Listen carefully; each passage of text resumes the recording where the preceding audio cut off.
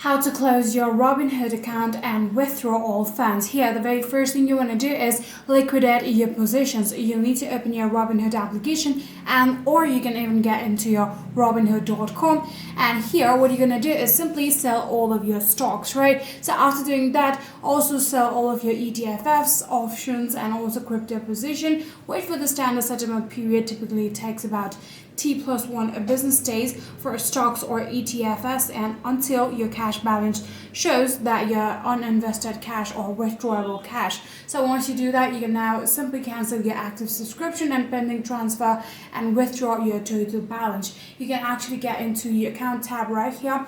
And then from here, you will be able to see transfer. Tap on it, tap on transfer menu, select transfer to your bank and input your entire withdrawable balance and submit the transfer. Wait for 2 to 3 business days for the transfer to settle to $0. And lastly, submit your account closure request. Just like that, simply tap on the account icon right here, and then you can simply get into your menu from where you'll be able to get into settings. Here you can see account information, scroll all the way down to the bottom and select deactivate account. Follow all of the given on-screen prompts to confirm your closure, and just like that, you'll be able to do it.